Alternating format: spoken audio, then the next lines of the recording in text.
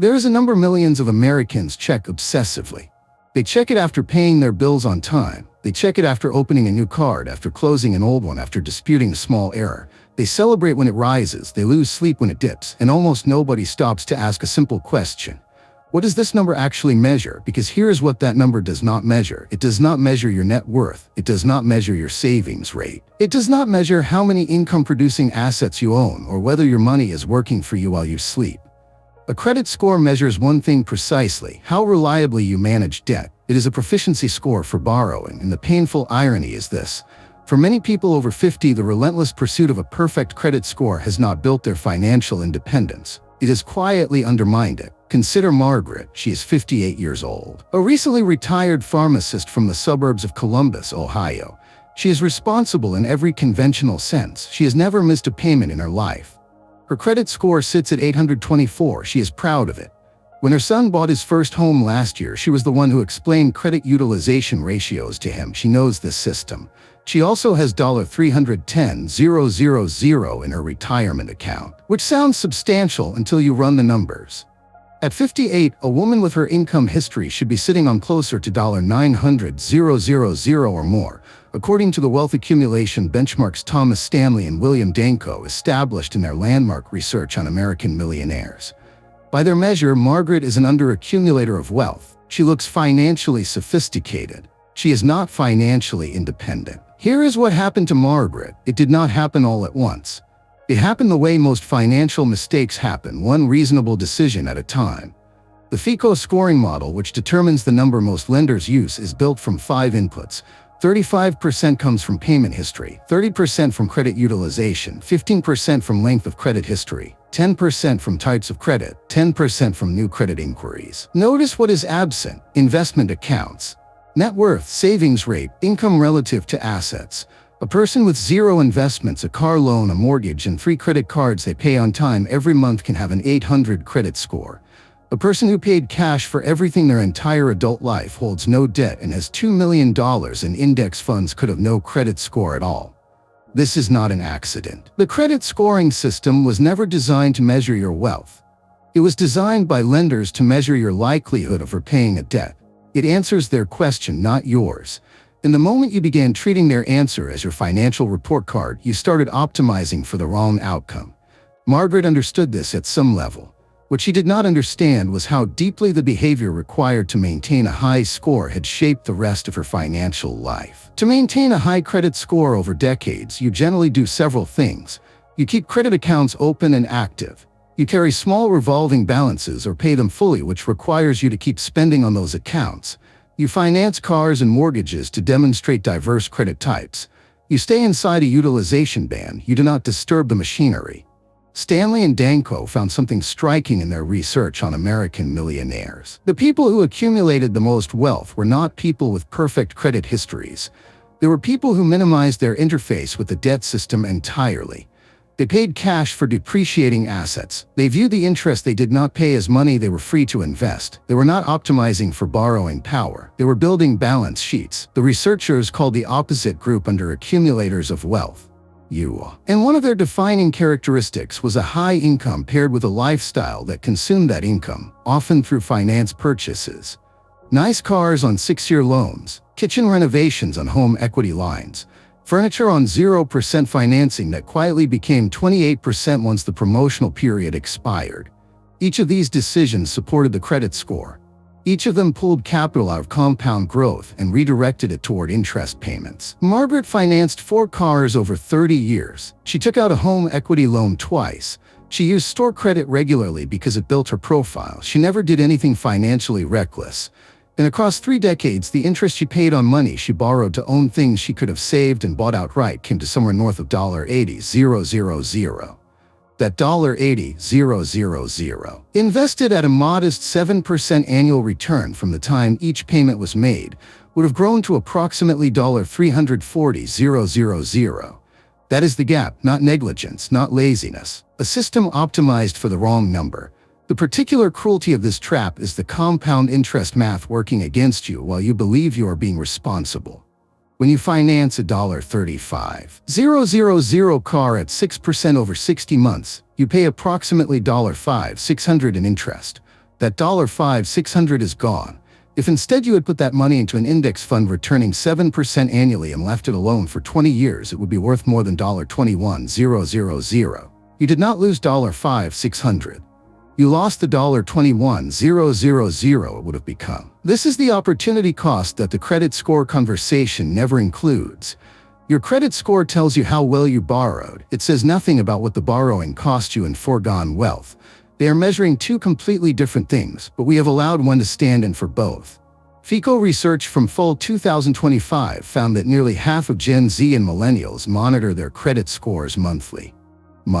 That is a striking level of engagement with a metric that measures debt behavior, from a generation that needs compound growth more desperately than any financial generation in decades. The average FICO score in the United States held steady at 715 through 2024, according to Experian data.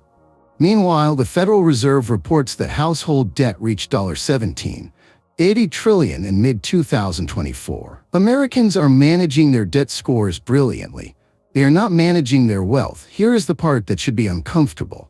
The people most likely to fall into this trap are not reckless spenders, they are conscientious ones. They are the people who read the terms, who set up auto pay, who feel genuine satisfaction when their score climbs above 800, who taught their children about credit utilization. Because the people who ignore credit scores entirely tend to accumulate debt and suffer for it in obvious ways.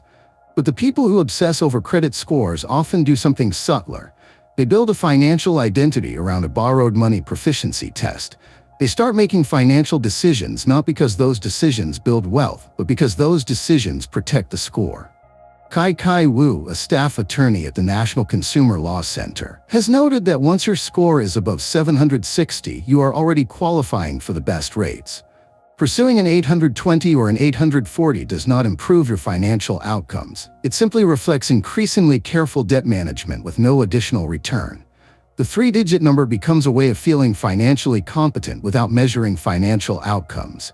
It is clean. It is immediate. It goes up when you do the right thing. And it quietly distracts from the slower, less legible work of actually building assets. Let us be specific about what this costs.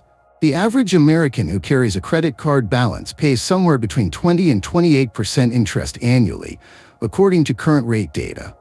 The S&P 500 has returned an average of approximately 10% annually over the past century. When you carry a balance at 22% to maintain credit account activity, you are borrowing at a cost that is more than twice what the market historically returns. You are not managing money well. You are losing money efficiently. A 55-year-old who begins investing $500 a month at 7% will accumulate approximately $75,000 over 10 years. That same person, if they are redirecting $500 a month toward interest payments on debt that is helping their credit score look good, ends the decade with zero asset growth from that money and a strong credit profile. The credit score measures the proficiency. The net worth statement reveals the cost. Understanding this is not the same as knowing what to do with it. So let us be honest about how hard the shift is before getting to the practical part. The credit score is visible. It responds to your actions within weeks. It carries social weight. You can show it to someone. Net worth building is invisible for years. Index funds do nothing dramatic from month to month. The feedback loop is much longer and less reliable. That is why the credit score obsession persists even among financially literate people. It is not a knowledge problem. It is a feedback problem.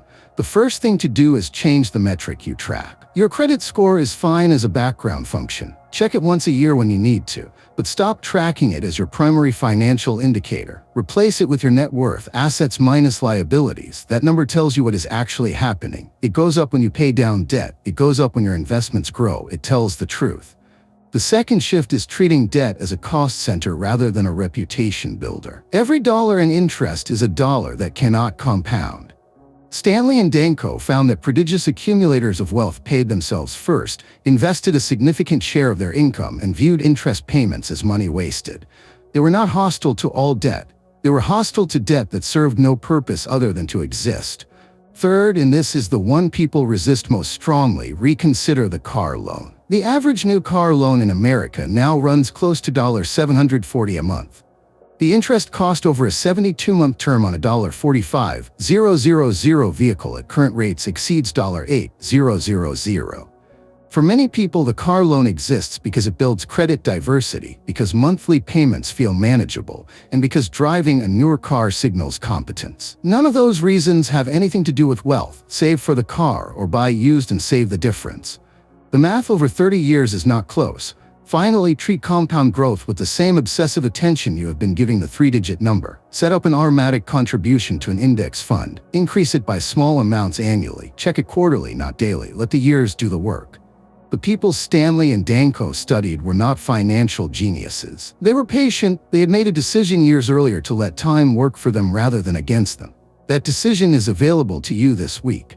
Margaret is working on this now. She did not blow up her credit history or close her accounts in a panic. She stopped adding to it. She paid off the car. She declined the next home equity offer. She set up an automatic investment for $600 a month into a low-cost index fund. At 7% annual growth. By the time she is 68, that single change adds approximately $104,000 to her net worth. She has also stopped checking her credit score monthly. Her score is still 824. She just stopped caring so much about it. Here is what she told her son. The score measures how well you borrow. That is useful information when you need it. But you should not spend your whole financial life optimizing for a lender's opinion of you. Optimize for your own balance sheet. The credit score is not the enemy. Treating it as the primary measure of financial health is. There is a number that tells you whether you are building true wealth. It is your net worth. Start tracking that one instead. If this reframes something for you today, I want you to do one thing before you close this video. Pull up your latest account statements and calculate your net worth. Assets minus liabilities. Write it down. That is your real financial starting line. And if you want to keep building from there, hit that subscribe button right now and turn on notifications. Every week we bring you the research, the real numbers, and the honest conversation about what actually moves that number up. Subscribe now. The next video might be the one that changes your direction.